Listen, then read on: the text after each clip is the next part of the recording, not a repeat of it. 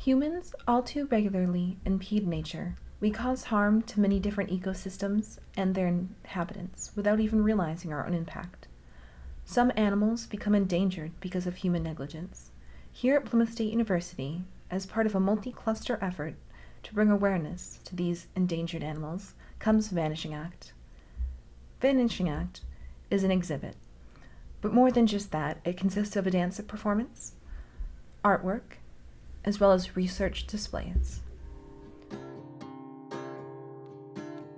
Listening to Journalism Out Loud with Michelle Taylor and Nelson Arroyo.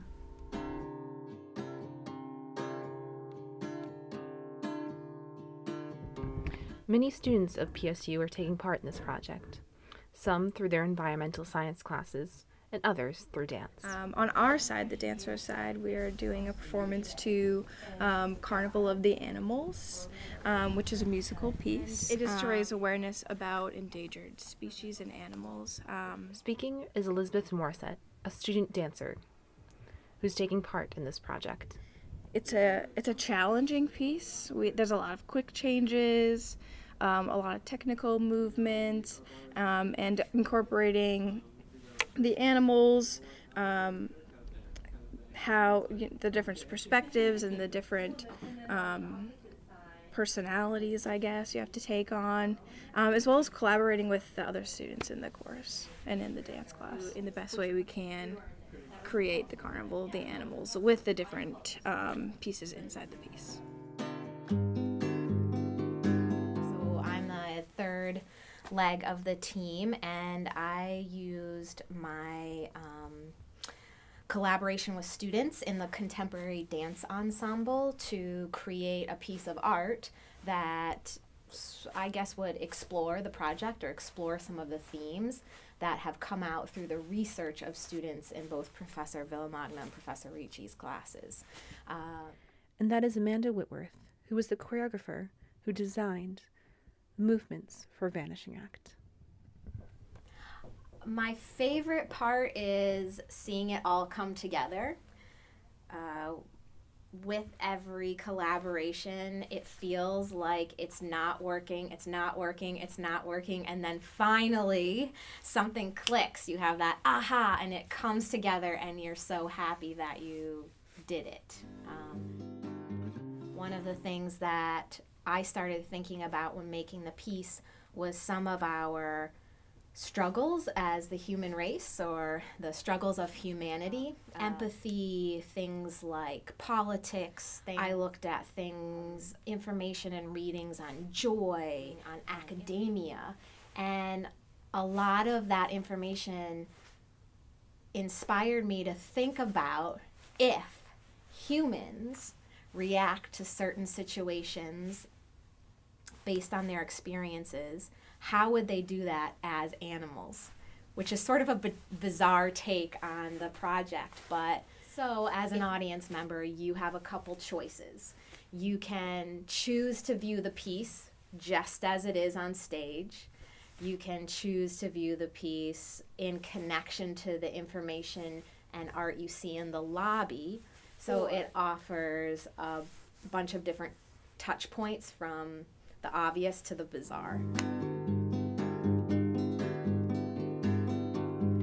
From my side, it's usually I have a whole bunch of scientists and maybe policymakers that don't really regard art as part of it, but art is a form of communication. So we try to build projects where students can share perspectives and thinking about the same issue. And then through that process, have a diversity of responses that hopefully broadens the way any given student thinks about, in this case, endangered Amy species. Villamonte, a faculty member working on this project. She is also a professor in the Environmental Science and Policy Department here at PSU.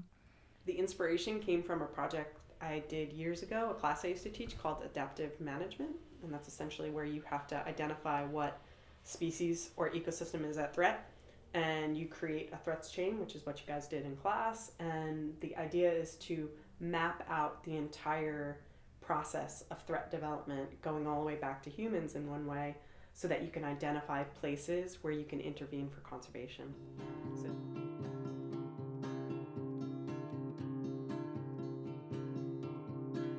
This project took faculty and students all semester to complete. Currently, it is being shown at the Silver Center for Performing Arts. But before we leave you today, here are some final thoughts from what Amy Villamagna and Amanda Whitworth hoped that students and the public would take away from their hard work.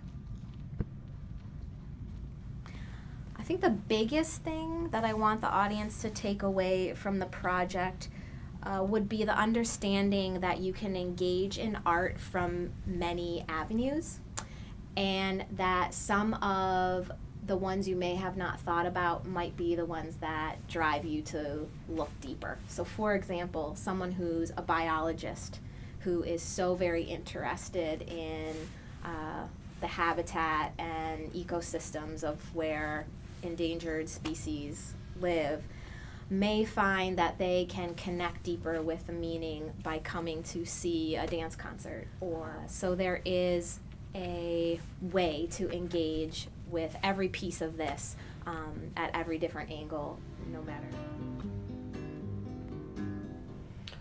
Greater awareness of a species that's not humans. I feel as though we're very anthropocentric in everything we do, and that most people on any given day don't think about how their behavior impacts non-humans, or even the direct links between those impacts on species that we might not think about, how they ultimately affect human well-being. And that's something that we didn't come full circle on in a lot of areas in the project, in the exhibit itself, but I'm hoping that that will trigger just greater awareness about it, and more respect for things that are not human, essentially.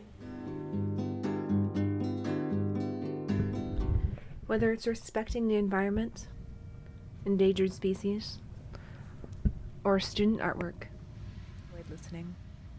This has been Michelle Taylor and Nelson Arroyo for Journalism Out Loud.